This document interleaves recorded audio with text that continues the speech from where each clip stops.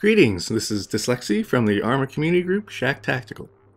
In cooperation with Bohemia Interactive, I'm creating a series of videos that explain some of the basics of Arma 3. Today, we'll be talking about the Zeus DLC, a free addition to Arma 3 released on April 10th of 2014.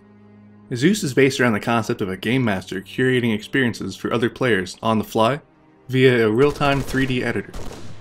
A number of official scenarios are included with Zeus, focused on the Zeus Game Master mode. One of Zeus's core strengths is how modular and extendable it is. Zeus can be integrated into missions in whatever form a mission maker desires. That said, it doesn't require any mission making experience to use. Merely picking one of the sandbox sample scenarios allows anyone to hop in as a game master or assist as a game moderator in order to create a dynamic environment that can be tailored in real time to provide interesting and challenging experiences to the players.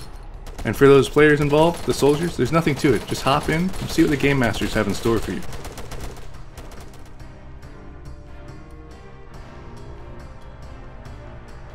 Let's start with some basic tips on how to get to grips with the role of Game Master. First off, a showcase mission exists to teach you the basic controls of Zeus. It's recommended you try this out early to get the gist of it. After that though, single player is a great place to try out all the different aspects of functionality. On the right you have the main interface panel for creating objects, units, objectives, and so forth, while on the left is a pane showing what you've placed in the scenario, which allows you to easily find and edit different groups, units, items, etc. Once you place a unit or group, left-clicking selects them, right-clicking gives them a waypoint, and holding down Control will allow you to add multiple waypoints. If you want to create a patrol loop, simply hold down the Alt key to make the next waypoint a loop point. Delete will remove a unit, while In will kill them, destroy a vehicle, or detonate a mine. You can modify a waypoint's behavior by double-clicking on it. You can change group attributes by double-clicking on the group marker, and you can manage individual attributes by double-clicking on a single unit. Orienting a unit is done by selecting them, holding Shift, and left-click dragging in the direction you want them to face. Holding Alt allows you to adjust their elevation, which can be used to put units on top of buildings and similar. If you drag an aircraft in the air, it'll turn the engines on and start flying.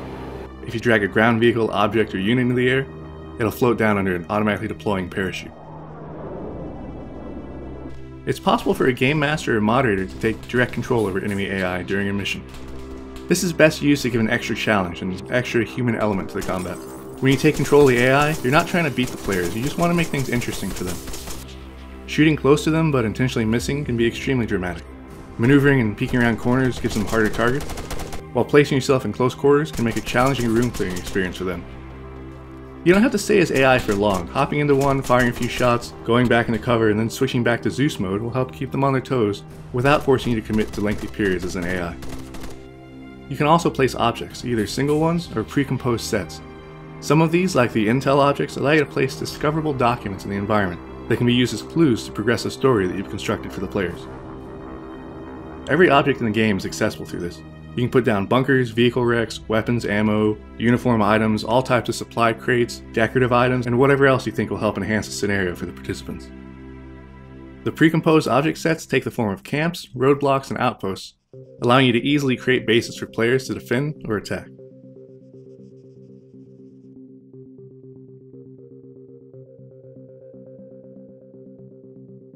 Now that we've covered the basics of how to control Zeus, let's not forget about the players on the ground.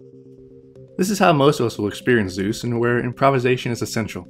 Many of the topics we've discussed in previous community guides are relevant here, from the basics of infantry combat to multiplayer teamwork, air assaults, and even guerrilla warfare. Use this knowledge to your advantage, and if things really take a turn for the worse, always remember that you can ping Zeus by pressing Y.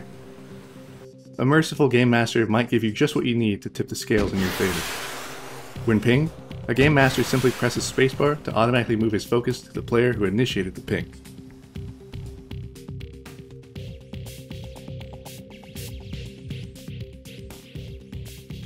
Moving on, let's look at this in further detail from the perspective of the Zeus Game Master or Moderator. Basically the people who are creating the experiences for the scenario's participants. Zeus can be used in any fashion desired, but we'll focus on the cooperative gameplay potential for it. As Zeus, it's important to remember why you're there.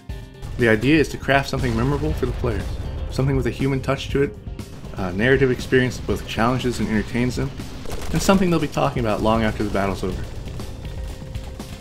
When you're designing the scenario, think about the higher level concepts. What are you wanting the players to do, and what kind of encounters are you hoping to put them into? You have the ability to place objectives to guide them places, as well as give them assets to utilize to accomplish those objectives. You don't have to be completely straightforward with these objectives either.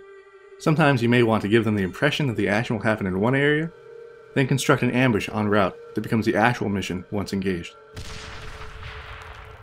Be creative with how and where you place AI. Should the enemy know that the players are going to attack? If so, put them in defensive postures. If the players are supposed to be catching the enemy by surprise, reflect this by having the AI in a non-alerted state. Think of yourself as a higher mind of the AI, helping them to behave even more like human opposition. You don't want to abuse your knowledge of the player's actions, but you can use it to cause the AI to react in fashions that are reasonable. If the players are spotted and the AI begins engaging, you can maneuver squads in reaction to that. Try to place your AI in advance. And if you're going to add units or vehicles after the combat has started, do so by actually moving them in from outside of the combat area, giving the players an opportunity to interdict them, or otherwise see them coming as reinforcements.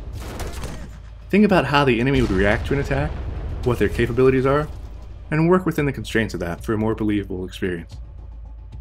Overall, you want to ensure that you're creating a challenge that the players can solve and overcome, not just a meat grinder that punishes them regardless of what course of action they take. It's worth reiterating that you're not trying to beat the players. The measure of your success as a game master is how much fun everyone has during the experience. Be sparing with your use of supporting assets like artillery or close air support. Overuse tends to dull the effect, whereas a few careful employments of mortar strikes or a close but not fatal strafing run can add great tension to the environment. The use of friendly and supporting AI troops or vehicles can give a scenario an even greater sense of scale, while also allowing those AI to warn players of enemy capabilities. For instance, if an AI helo is shot down over the objective area, players will naturally understand there's an anti-air threat that they have to consider. Zeus also works extremely well as a generalized training environment. You can use it to set up specific training situations, run players through them, debrief, restage, and run them again to drive home lessons learned and give opportunities for improvement. This can be used to train all aspects of Arma, from infantry combat to vehicle to aircraft and seaborne aspects. Whatever you're looking for in Arma, Zeus is likely able to help enhance it and provide for a more engaging and dynamic experience. We look forward to seeing what people come up with, not to mention the countless stories that will emerge from these curated experiences. If you haven't already tried it out, give it a spin and see what you can come up with.